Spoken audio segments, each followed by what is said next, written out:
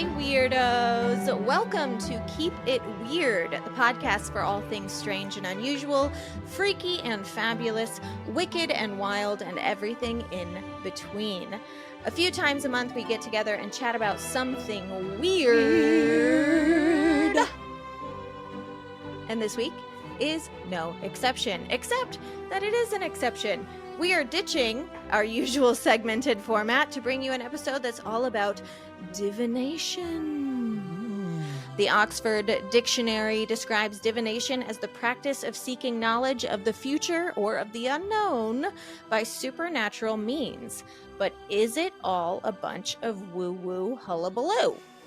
Join us as we discuss the tarot, oracle cards, tea leaves, runes, bibliomancy, and more. We're even going to close out the show with personal readings for our listeners using all kinds of divinations that we've learned specifically for this episode. So polish up that crystal ball, open up that third eye, and get ready to see your future. Ooh. My name is Ashley, and this is my lovely co-host, Lauren. Hello, weirdos. Her mic is working. Time. She's in the room. We're here, baby. We're here. We're drinking wine because we're just trying to get through it. And joining us today is our very own Witch of the Wood, our good friend and recurring guest, Laura LaRue. Hello, weirdos. Hi. Straight on her Hi. witchy patio. What do you call that area for yourself? Is this your Sunroom? It's a sunroom. It's a sun. Yeah, but here's the thing. I have a sun porch and a sunroom, and it's trash. Not everyone can be a perfect plant queen witch like Laura LaRue. Looks can be deceiving. These plants are covering some serious stains and maybe some cracks in the wall. And that's very true. Closely. I'm angled very specifically to ignore the pile of dirty clothes that are in that corner, and also the pile of books that are in that corner. It is just clutter central out here. Now that we have a baby taking up so much room in the actual house, everything has come out here. So yeah, no, it's very staged. We're all living a lie.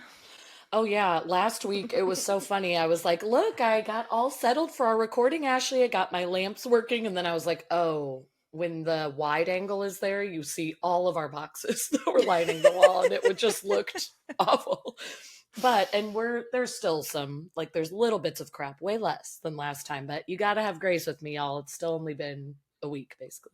You know what? You're super authentic. You're just living real. And this is something that not everybody gets to see on the internet. Everything stays. That's true. You are 100% real. We're living our true authentic selves. We have a really exciting episode for you guys today. We're all super freaking pumped about it. This was my excuse to learn about runes. Obsessed. I literally bought a book about it months ago and got myself a whole sack of runes. I was curious if you were doing cards or throwing. Yeah, and guess what? Never touched it until I had to study for this episode, and now I'm an expert. That's so fun, reading about and learning a new practice, because that has been me with tarot and the pendulum and all these things in recent times. So I love it. We're always students. We're always learning, and I love that you took the time. Very studious. It is the ironic thing about being in your 30s. All of a sudden, you really love homework assignments. You're just like, oh my gosh, I'm forced to learn. Why didn't someone make me do this earlier in life to learn things? Yeah. This is a blast. Why did no one spark my interest at a young age? Never liked homework when I actually had to do it. Now, in my 30s, yes, please. Assign me a task. I'm happy to do it. I can't wait to learn. If only they offered divination in junior high. I mean, they should. Instead of threatening to burn me at the stake. Which they did. Okay, divination. Hi. I think a lot of people, the Oxford Dictionary, even that definition, I guess, is technically completely accurate. And that's what a lot of people think divination is. You're trying to see the future, whether you're using tarot cards, bibliomancy, sticks and bones, a crystal ball, or runes. most people assume that you're trying to foretell or fortune tell the future, but I don't actually think that's how most people use divination tools. In like the world of the occult, or if you're Wiccan, or if you're pagan, or if you're just kind of like a weird witchy person, I feel like most people use divination as a way to like guide yourself in like self-reflection, or like reflect on your own personal path, or make sense of your circumstances, or make sense of the world around you, seek guidance in your life. Like, what do you guys think when you are using these tools? Are you trying to see the future, or are you more so like trying to take a look at your life and the situation? Well, honestly, when I use it, I actually got into tarot in the last couple of years. I've always had decks. I've always like looked at them and like thought one day, and then in the last few years, like I do readings every full moon, every new moon. I try to do at least like a daily pull if I can. I'm not. After having a baby, I'm not like the best. Poe Buddy's nerfic, okay? But it's very much. It's not to see the future so much as it is to offer insight. I'm never looking for lottery numbers, and I'm never looking to see like, you know, what's going to happen tomorrow. I am looking for insight, perhaps a new perspective on a situation that I haven't thought of yet. A lot of times when reading these cards, it does tend to kind of show you what you already know. Yeah. And by that, I kind of mean you might know you need to act a certain way or do a certain way, but like you're struggling to, or you don't know what will happen if you do. And the cards tend to reflect like well, if you do this, this could be one outcome. And if you act this way, maybe this is a different outcome. Sometimes it's advice that I really needed to hear.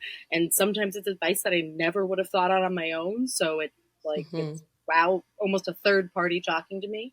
And sometimes it's so generic and vague that I'm like, well, we'll see what tomorrow offers. We'll see what. Yeah, well, we'll try again later. But yeah, no, it's all about insight and just a new perspective. It really is kind of like using a magic 8-ball, where like sometimes the answer is really clear and you're like, wow, yes, I love that. And sometimes you're like, will Justin Timberlake ask me to the prom? And it's like, no. And you're like, I'll try again some other time.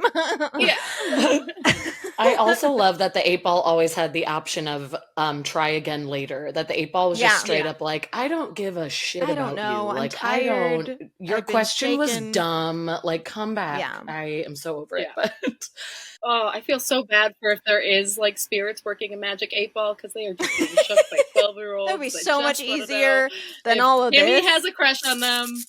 It's like, no, he children shaking it as hard as you can. Yeah. I don't know. I swore by the game MASH. That was my earliest form of divination. Clearly. Don't know if you played it before. Like, that to me was. This is not the first time the three of us have talked about MASH on this show. I know. Wait, did we have an episode? I just realized that as it was coming out. I was like, oh, wait. I've been here before. We have an episode, I think, called Black MASH. But seriously, it's because like I look back at that was me trying to predict the future straight up. But otherwise, with, you know, the way that I'm doing it now, it is 100% just to get another perspective and to get insight into something that's going on in my life. You know, any hard-hitting question, anything I'm wanting to kind of know about myself, somebody that I'm in a relationship with, whether that's, you know, dear husband or a friendship or somebody at work. And most of the time I feel like it's a giant mirror looking back at me at like, you know the answer to this. Yep. You knew all along. And then sometimes it's a little different. It'll tell me to like adjust my fucking attitude all the time. Like literally more than anything, 100%. The cards I pull or even the runes will be like, actually, it's you. They're so, like, honestly, divination is so rude. And I'm like, it is. Maybe it isn't, though. Have you thought about that? Runes? Yeah, but what if someone was mean to me? Yeah. I'm innocent. It's so funny because sometimes I'll be doing a tarot spread and I will, even though I'm alone, I will flip the card over. Like nobody see it because I don't like the reversal. No.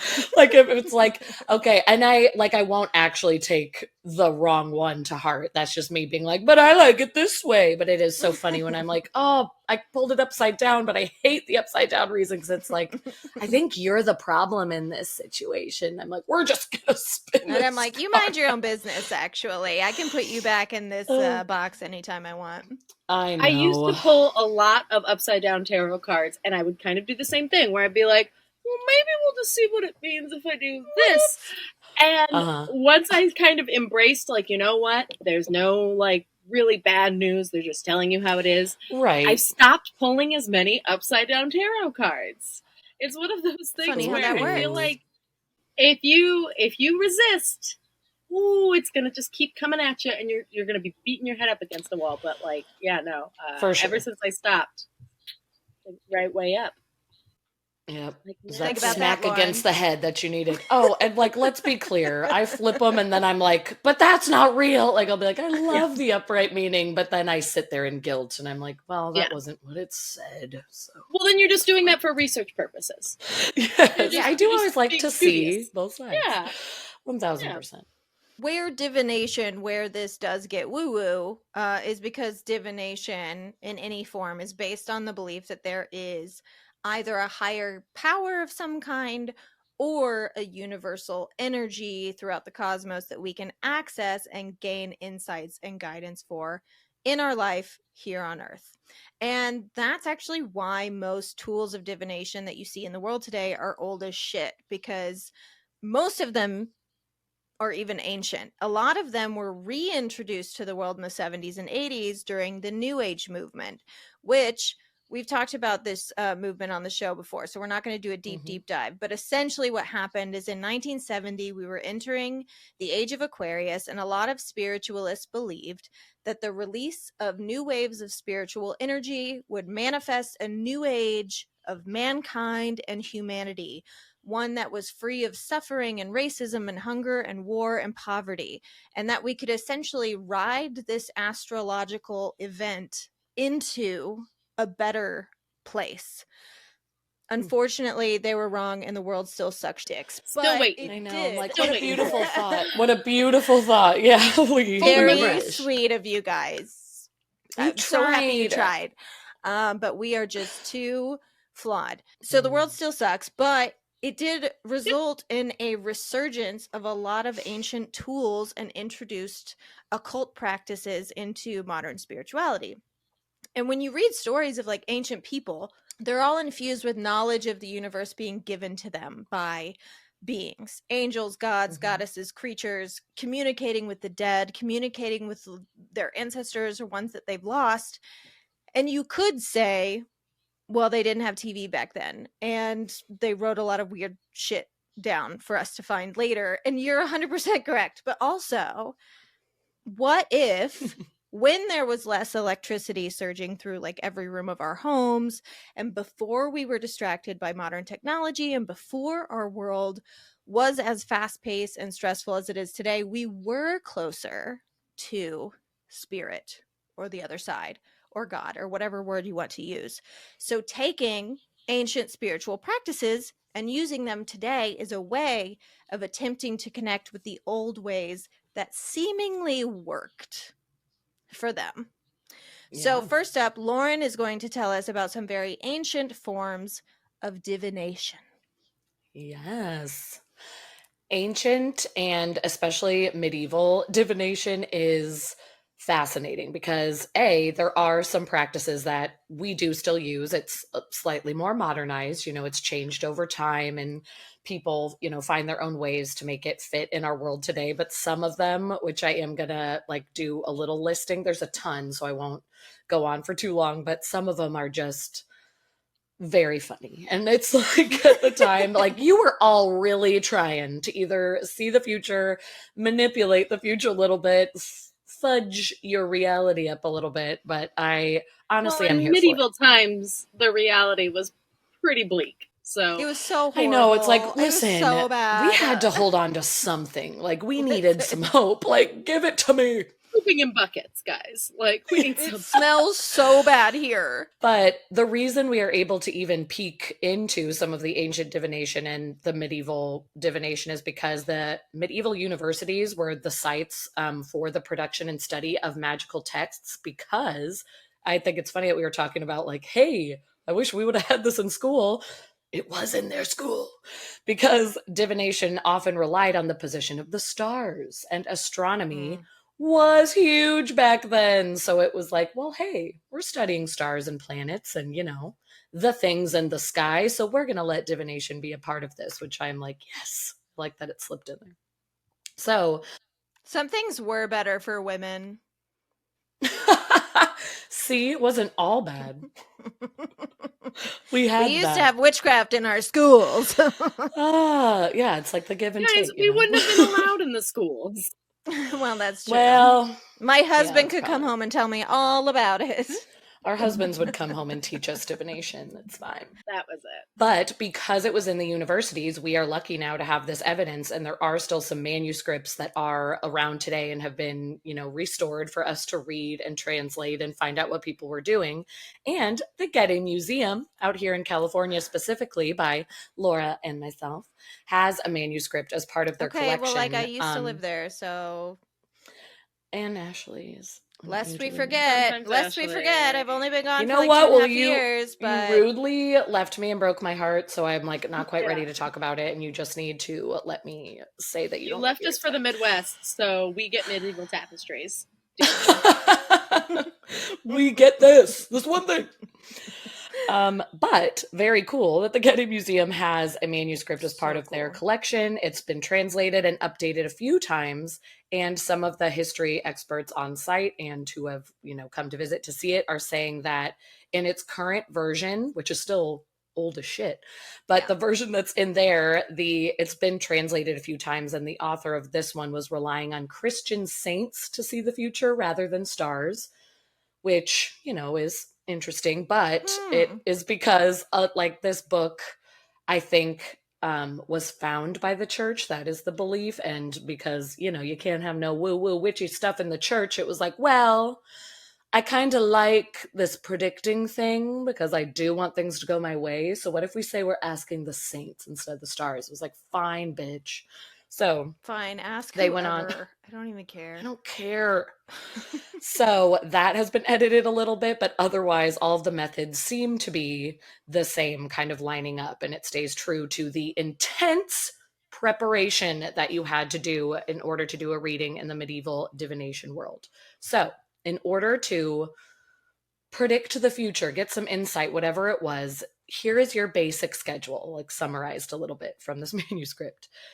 Choose the appropriate day based on the question you want to ask. So I don't even fully know what that means, but if you ask on the wrong day, like, you fucked up immediately. Like, pick the right Laura day. knows what it means.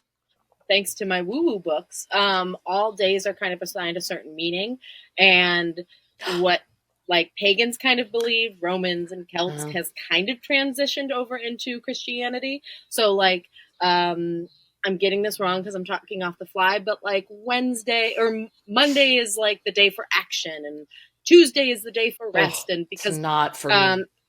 I've definitely talked about it in Witchy Wednesdays. Each day is assigned a planet, and each planet has a meaning. That's true. So like, this day is good for all your plans of action. This day is good for money. This day is good for love, like, home and love. Yeah. So that makes me appreciate the ancient folk so much more, because you have talked about that so much, but to me that was a modern thing. I thought because we've learned more about the stars and the planets, I was like, there's no way these people were doing that. Way back. I love that. Well, so that choose the right day. Choose the right day. Don't do an action day on a rest day. What? Don't do an action on a rest day. Don't do a rest. Who? Yeah. Yes. Go on. Who? Where? You also have to fast for 3 days before starting the process. And I'm out. Which, upon further research, some people legit did fast and starve themselves. I mean, maybe these were like the intense actual witches, but upon research, I found that most people just took meat out of their diets, and that was their fast, which, I mean, like, at the time, that was a lot of what you had, and so Yeah, it a was lot of just kind It of was like, that "Alright." and turnips, so you weren't Yeah. getting a lot. Well, turn-up diet for a couple of days, but Yeah, no. fasting, taking it out of your body so that you can just be fully present. You're not focused on anything else. Okay. Then you would have to go to mass and do readings and pray for hours, and then do more readings and pray, and then go to communion and more mass, and then even more prayer. And basically just submit yourself to whoever. Maybe it was God, maybe it was anyone else, any sky daddy that you chose. Right. And you are fully in meditation mode for hours and days.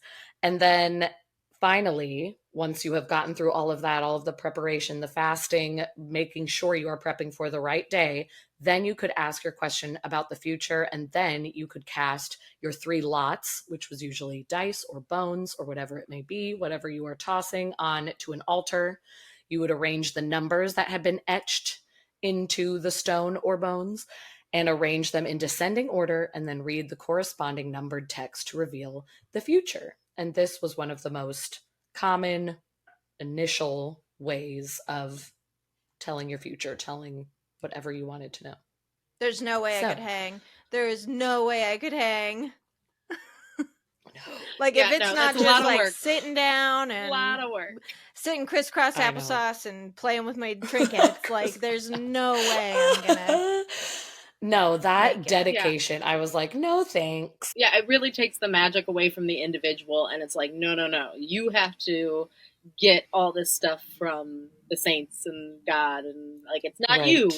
It's definitely magic that you are receiving from somewhere else rather than just sitting down with your cards and being able to chat. Yeah, for sure. And yeah, that was exactly it. Because the most common was, reading of oracle bones. It is believed that this was first started in ancient China, used to communicate with the gods and seek guidance on matters of the heart, the finances, whatever it may be. And oracle bones were usually made from shoulder blades of oxen or the undersides of turtle shells, and then inscribed with questions, requests for information, whatever it may be. The bones would be heated until they cracked, and then the patterns of the cracks were interpreted by diviners, and these cracks revealed the answers to any question posed, which is fascinating and cool. Totally. And weird. And in ancient Greece, they also did this, but it was performed at a place where like a priestess had to come and read it for you, and they would go into a trance-like state and say they were speaking the words of Apollo. So it was like everybody kind of had their twist on it and did it a different way. Another huge one was divination using entrails. Oh, God. Beginning in Mesopotamia, and then in Greece and beyond, animals were sacrificed. They were messy as hell in Mesopotamia. Messy. Messy. Mesopotamia. Messy bitches. Oh, that was good. Thank you. I really liked that. I was waiting for your reaction. Mesopotamia was really good. I'm sorry, I didn't hear it. It was so good. It took me a second to catch up. I'll blame it on the internet. Mesopotamia was added again. Thank you. And they were taking the internal organs, notably the liver, and inspected for omens. Ugh. Aside from oracles, it was the most important divination method of the classical world, and I don't know how I feel about it, but, you do you, Mesopotamia. You know what? No, don't do that, Mesopotamia. Was it the sacrifice of the animal that was sort of like the catalyst for getting the messages? Yeah, it was like, because it was an entire ritual. It wasn't just like rip it open and see what's in there. Like it was a whole ritual. I feel like, people probably like the priestess going into a trance-like state while they're doing it, but then taking it out. And usually the liver was the one you were aiming for, but you could read other things and you wanted to see some sort of sign on them. But it was like, if the ritual wasn't right. Like the size of the liver probably meant one thing, or like totally the length of the intestine probably meant something else, or, if the thing had tumors, or I don't know, like, yeah. Yeah, I was going to say, and also at that time, with the amount of like medical knowledge they had, if something like medically was going on in there, like they could take it as a sign. Whereas now we could look at that same liver and be like, well, This sheep was an alcoholic. Classic sheep. 1000%. Classic sheep move to be an alcoholic. You're so right. If a healthy liver was seen, this was a positive sign. If the organ lacked a lobe, doom was all but certain. Defects in the heart were seen as a very bad omen, as was extra bloodiness. If it was a gusher, then it was also a bad sign. I can't even talk about the entrails anymore. So it's like moving on. I won't go as much into these for the sake of time, but just to go into some of the most common ones and then some interesting ones. There was the divination using birds, ornithomancy, because isn't it like, what is a bird specialist? Like ornithologist? Ornithorp? Yeah. It sounds right, says the person who has no idea. I don't know. Something like that, yeah. So ornithomancy. I'm here to talk about plants and cars. Don't ask me about birds. I don't know about birds. And this is also one of the oldest forms of divination, but basically whatever kind of formation they were in and how far ahead the leader of the formation was out, those could all be different signs. Sure. Okay. Reading about the birds, a lot of things involving bones and entrails. And then, of course, bibliomancy, using books, which that's one of those still used today, still used by us today on this show, that goes back forever. But I have to talk about this one, which is both silly but also respected deeply by me, is tyromancy, divination using cheese. What? The most delicious form of divination. Now, this one I can get into. So, the taste, smell, sight? Yes, I would assume. Also, the details are not super well recorded. Everything that we find is a little vague. It's not super well recorded, but some say it is the shapes of the holes in the cheeses that held some kind of meaning. If maybe they could look like a heart shape, or I don't know. You could really like go some places, make some things happen in your imagination. But young women in the countryside would try to predict their future husbands by writing the names of suitors on pieces of cheese, and the first to mold was believed to be their mate, which I'm like, that I would love to get together with the gals for happy hour and all write our suitors' names in cheese. I think that would be so fun. Just write some initials on a bunch of cheese. I really only have the shaky, cheap kind of Parmesan, so I can just sprinkle that out and put the initials in the dusting. Write it in the sprinkled cheese. Oh, that is so good. Yeah, you could also, this is another funny one. There was divination by words overheard called cleidinomancy, where literally there were different rituals. There was an inside ritual and an outside one. So you could be like in town, going to the market and pass, and whatever you overheard, you could take like what you heard from one group of people and put it with another kind and try to form like a prediction, which is cool and wild. What you guys do when you look for ghosts through that one machine, where you just get like the overheard radio waves. The ghost box, which is just cycling through the FM, AM radio stations to get basically clips of voices and dialogue. Yeah, almost the modern day version of that. That's kind of cool. What a coincidence.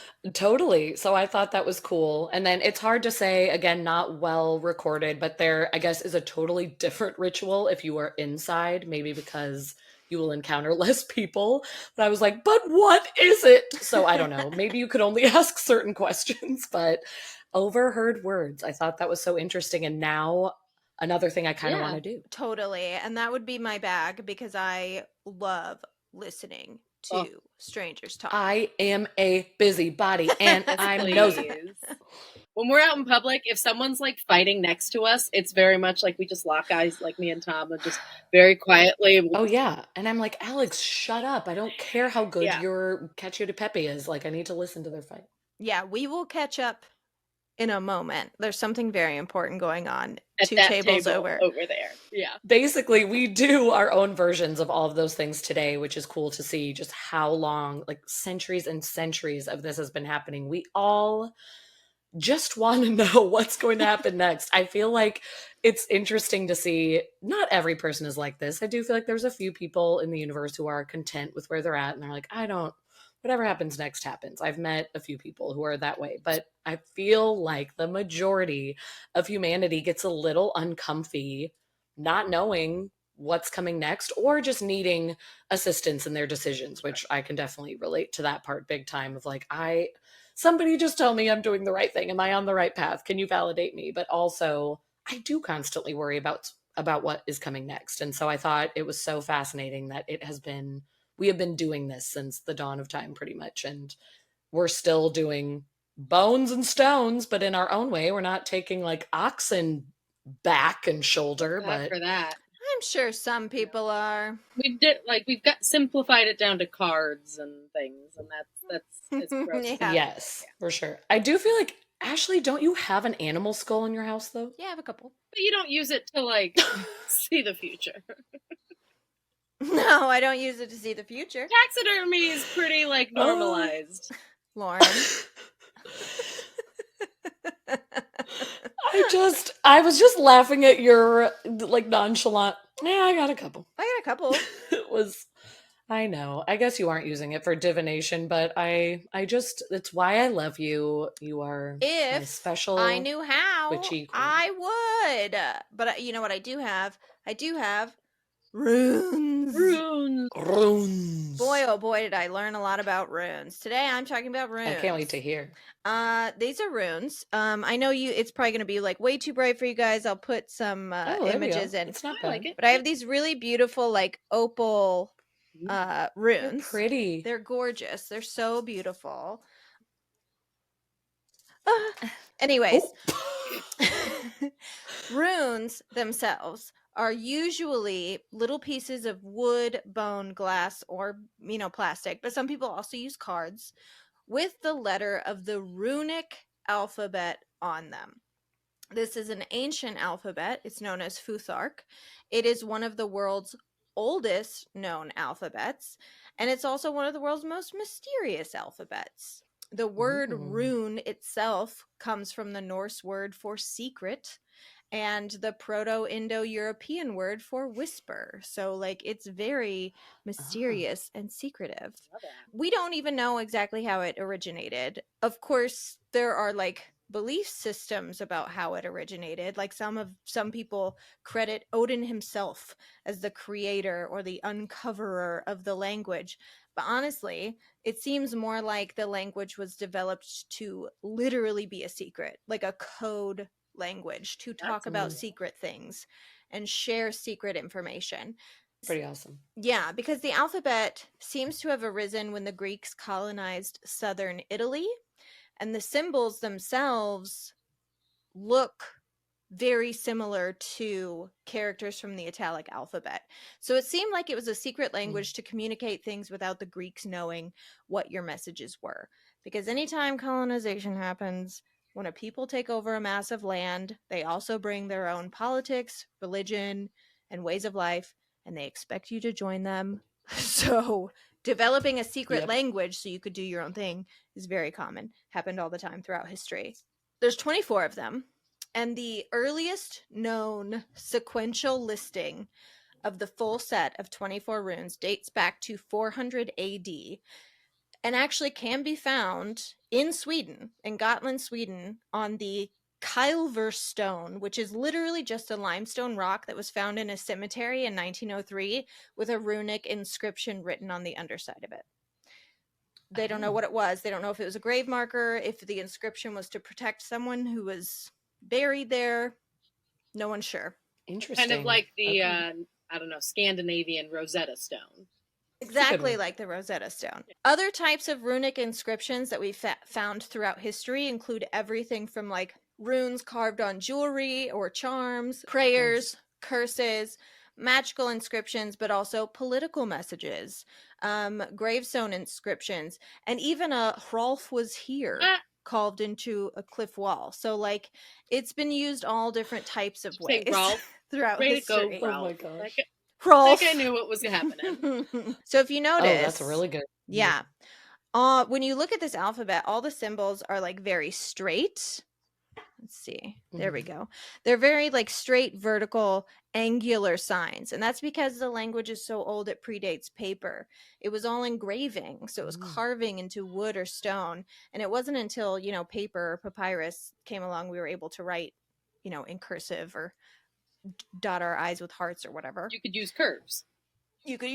Yeah. Back then it was just like straight lines only. But by the time the Middle Ages came around, written records in Scandinavia were pretty much non-existent because that culture was primarily oral. And then Christianity came along, which used the Latin alphabet that we still use today. And eventually the runic alphabet died off completely around the 15th century. Now, here's where runes as a form of magic becomes kind of a bummer. Oh, no.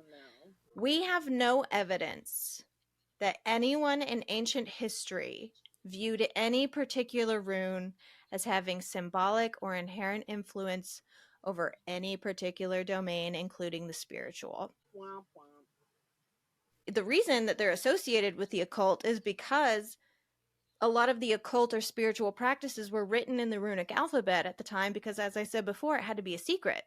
So it's like written in code, but it didn't mean that the actual language was magical in any way. Okay.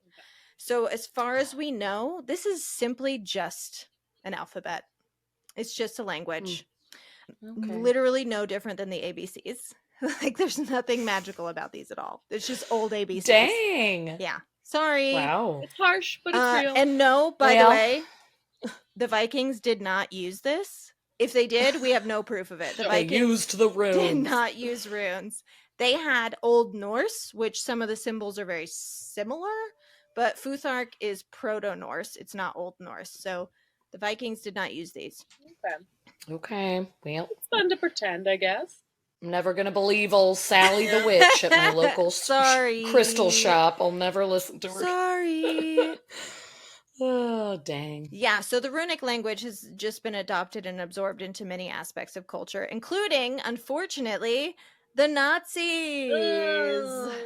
Wah, wah, wah. Most famously, the symbol for victory, the one that looks like two lightning bolts next to each other. This one. Oh, yeah. Those are runes. Don't hold that on the screen too long. Yeah, seriously, I'm not getting a screenshot of that one. That became a Nazi emblem in 1933 simply because a graphic designer thought that symbol the symbol for victory looked really cool next to each other. So, and this rune symbol is known as the Sig symbol, Sig Heil, victory. So, if runes are just an alphabet, how did each letter or symbol get their meaning? Did someone just make it up? Probably, but it was a long time ago, so that makes it true. The meanings of the symbols. Yes. If it's old, it's real. Yeah. It's right. If it holds meaning for real you. And right if it's old. Yeah. The meanings of these symbols came out of what today are known as rune poems, the oldest of which being the Icelandic rune poem dated around the 15th century, and it was found in a manuscript collection that was donated by an Icelandic scholar when he died in 1730. As for who wrote this poem and why, it literally could have just been a way to teach children the alphabet in the same way that we have books that are like A is for apple, B is for butterfly, C is for cat. Right. Like, but it's just a Icelandic poem explaining all these symbols. So that was kind of a bummer to uncover. To find out. I really thought runes were going to be like really magical. Yeah. And they just aren't. But that doesn't mean you can't use them for divination. Sure. I got some really cool readings that we're going to give to our listeners later using these symbols. So it can be meaningful for you, and I feel like everything that Laura has taught us as our resident Green Witch is if you are putting intention behind it and you are creating a sacred space, then anything can be real, can be interpreted, and can work for you, for somebody in your life. If you do subscribe to the belief that like something from the universe, perhaps ancient ancestors, maybe a deity, is communicating through these runes, you are providing them with a list of what each one means. Like, so they, like, it's just another form of communication. So maybe they just have nice fortune cookie kind of meanings that you can establish meaning from. But if you do believe that someone's actually communicating, you have a pathway of communication set up. They know what the meanings are. You know what the meanings are. It doesn't matter that it's not thousands of years old, or that maybe some guy just created it in a room somewhere, or probably more accurately, a woman just created it in a room somewhere. But like, that's how everything gets started. So it is. It's all about the meaning that you give it. It's true. And also, you can perform divination with a stack of change. Yeah. You can perform divination with a pair of dice. With a deck of regular playing cards. A deck of playing cards. Like, you don't need a magical object in order to do it. But again, I was surprised to learn that there was no magic behind this. So it is a bit of a bummer. It is totally. We're going to move on to our final form of divination. Before we do our readings, for our listeners, Laura, please teach us about oracle cards or angel cards. Okay, so I kind of was in the same boat as you. I was gifted a set of oracle cards for Christmas this last year, and I've gotten them out a couple times and played with them a few times, but it really wasn't until you were like, "Hey, do you want to talk about them?" I was like, "Okay, now I got to learn." And you called them angel cards when we were texting back and forth, and I kind of was in a brief panic of, oh God, is there something different between angel and oracle cards? Right. That's exactly what I would have thought. Like, what is she talking about? Okay, this is not a Swamp Thing / Creature from the Black Lagoon situation, okay? Listen, Ashley. No, you're totally right. It's not. I do have trauma from that. We'll talk later. What I read, I call them oracle cards. Some people refer to them as angel cards. And while I was digging, like, really there's not a tight consensus on what's what. I did read one person describe it as like, lasagna is pasta, but not all pasta is lasagna. And I really resonated with that. So oracle cards in this case are pasta. Angel cards is lasagna, like a specific type. Okay. No, that helps my brain with this, so that's good. I will say another person did describe angel cards as cards that seek guidance or wisdom from a specific guide or deity or spirit, i.e. your guardian angel. Okay. Maybe it's your ancestors, but it's something specific to you, where oracle cards are a little more freeform. Okay. Angel cards are meant to help you find answers you're looking for through positive messages while helping you become more aware of your own spirituality. They can give insight to relationships, career, and finances while creating a sense of peace and confidence in a very safe setting. So unlike tarot cards where they follow a very rigid story almost. And some of those things, they can be brutal. You're not going to find such harsh readings from angel and oracle cards. So if you're not a person who could take bad news, maybe angel this and is oracle for you. cards are for you. Yes. Yeah. For sure. Oracle cards, great place. If you're thinking about getting into divination, but you don't want to have to learn a bunch of rules that come with tarot, oracle cards is a great place to start. There are hundreds of different decks, all with different themes or different meanings or different artwork or magic kind of imbued into them. And the deck that I have, I will give it a shout out just because I like it a lot. Oh, pretty. Right? Yeah. It's the Fairy Forest by Lucy Cavendish. For people who are listening and not seeing this, it's got a nice red-headed fairy on the front of the box. Love it. The artwork is by Maxine Gadd, and honestly, when it was gifted to me by a friend for Christmas, a friend of the show, Ben Velker. Hell yeah. Sweet. Shout out to Ben. Shout out to Ben. We love you, Ben. But yeah, so he gave me these, and I was a little bit I'm magical, but I'm not into fairies. Magical. I kind of looked down on it. So when I first started going through it, I was unsure of what I was going to find. And instantly I kind of threw that snobby like attitude right out the window, because it's a wild green spaces and wild nature cards. And like, honestly, Gorgeous. that's kind of where I am these days. I started as a green witch, and like I find myself kind of just edging closer and closer into just like a nature loving pagan. So when I started using these, I found a really deep connection with them, and just because they are so wild and green like me.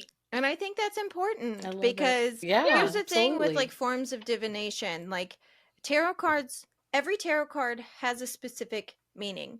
You can literally do a tarot card reading using a tarot book. You do not have to have any magical powers, connection with the cards, anything. But the reason that there are experts in forms of divination is because intuition does take a large role in your reading. Because yes, they have a lot of meanings, but like they can mean different things to specific people and specific people's situations. So like even when I was like, I know that we'll probably find that when we go over our readings with people, is that even though one symbol might mean like 5 different things, my intuition led me to one that I felt the strongest about. So having a strong connection to the tool that you're using is only going to strengthen the like, you know, the strength of the message that you receive. It helps with interpretation, I think is the word. That like you're going to find very rigid meanings, and you're going to see this card means this, but if you don't have the right interpretation or the right feeling about this card or the right connection with the deck, like you're not going to get the same kind of wisdom or guidance from it. Yeah.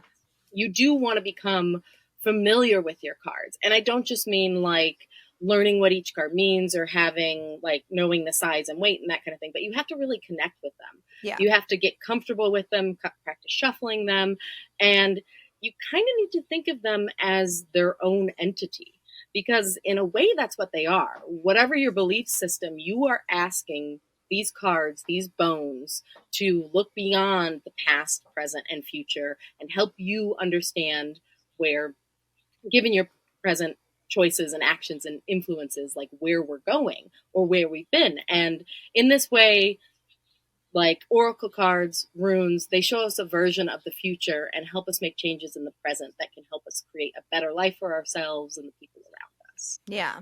Sometimes what's even harder than seeing the future is helping us come to terms with things that have happened in our past, and making sense or allowing you to let go of things and finally achieving peace. A lot of times I think people think of divination as the future, but my most insightful readings sometimes have been helping me unpack certain situations that I've had trouble letting go of. And I've actually found that in tarot and oracle cards, like if there's something that's just eating away, I have to revisit a situation, and it'll point you out like, hey, try looking at it this way. Or I don't know, sometimes they are just mean and they're like, if you keep thinking about this, you're going to go down a path that you don't want to go. Yeah. Yeah, absolutely. I have been there so many times. That is true. I think I always think of it as, I mean, I say future. Obviously, sometimes it's, it's not what is going to happen down the line. It can be, very current situations or even just kind of like a reading on your heart and how you feel about something. But a lot of times my past is opened up by a tarot reading. And that is so fascinating, where it's like, let go of this if you want any kind of freedom or any actual ability to move forward. And it really does. It takes a peek into the past most of the time, if you think about it that way, which is good. Like, I think that's needed. Yeah. Yeah. And so these oracle cards, like, they are very similar to tarot. If you read tarot, or if you know anything about tarot, each card has a specific meaning, and most oracle decks, since they're written by an individual, will provide a little book that has every meaning written down for you. And a lot of times they are similar to what you would find in tarot. Like, some cards mean like inner peace, and some cards mean like wisdom or curiosity. But I do find with oracle cards, I keep coming back to this phrase of like, it's more free form. It's a little more left up to interpretation. Okay. And you can still get your reverse cards. I don't know. Oh yeah, we were talking about earlier, the reverse cards. You can still get those in the Oracle, but instead of it like completely altering the meaning of the card, it more means whatever this card represents, you are blocked in this area of your life. It still like tends to have the same meaning, but like maybe you aren't listening to the advice that this card is trying to give you, or maybe you have to do some soul searching and some like fundamental change to get over this block. That's typically what a reverse card means. All right. But yeah, that's my Oracle card deck. I'm really into it. I was going to ask you guys. I love it. Do you guys clean your cards or your runes or anything like that? Like, how do you cleanse? I use or charge. I use incense usually to clean my cards. Meditation and incense. Do you have a specific scent or incense? Frankincense and myrrh, and I have. I do frankincense too. Because you know what?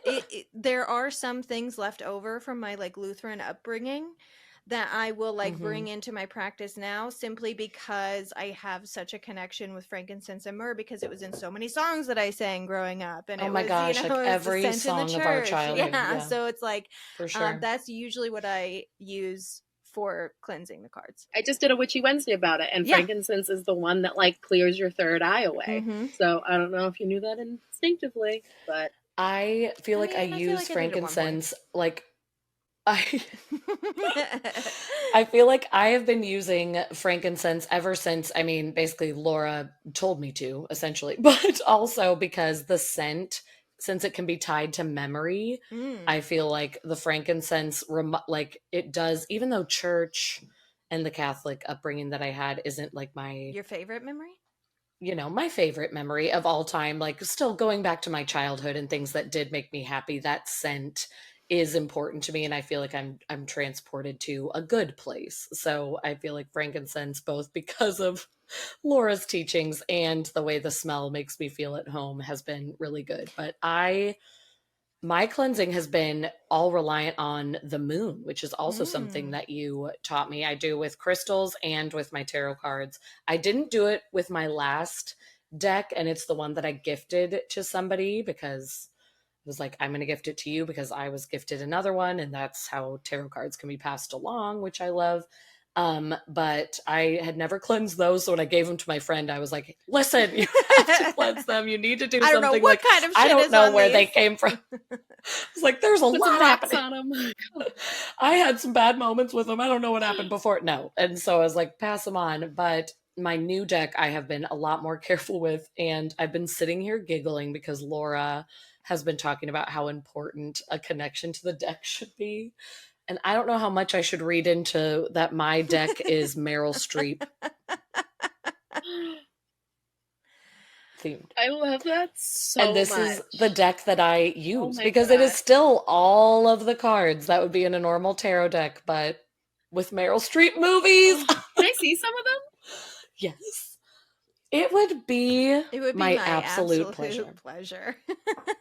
I know. And I was like, and I have the cards obviously pulled from my reading that I'll show you guys when we do that in a second. But yeah, it was like, let's see a couple. This is just it. You should feel comfortable with your cards. They shouldn't feel like something that like, you know, is rigid and like, I don't know, some kind of like, I mean, they should feel spiritual to you, but they shouldn't feel like out of reach or I don't know, like something you can't touch. So this is the Empress, and it's Aunt March from Little Women. It's like, can we? I know. I was like, of course it's whited out, but you get the idea, and it's so great. You know, though, I think that's great because especially if you know the role really well, and if the deck is created intentionally, which I'm sure it is, all tarot decks are. They don't pick the Empress to be that character willy-nilly. They pick it for what that character sort of represents. So yeah, like especially if you know her movies and her performances really well, that's a really great way to like learn the cards. It is. The Empress is traditionally associated with maternal influence, and what is more maternal than the head matriarch of the family? Well, and like again, I won't spend too much time on this, but that was the perfect way to introduce this next card because this is Kramer versus Kramer, Joanna, and it's the Tower. Yeah. Oh. Everything's falling apart. Yep, that, like, very much fits together. So I do think these parts were like whoever made this Brilliant. deck was so brilliant with it. And like to be honest, there are some roles that I'd never heard of and I had to look up, but a lot of them I do know, and obviously I love movies and the theater. Like when we found out she's in a movie called Julia. It's not Julia and Julia. Because we drew it one time. And we were her like, character is somebody "Who?" totally different in it, and she's like a very small role. It was one of her first movies, and Ashley and I had to look it up during one of our readings, and we were like, "What?" Like it just, but it was perfect. Yeah, never heard of this. Hi everyone. Okay, so here's the deal. This episode was so massive that it broke my computer.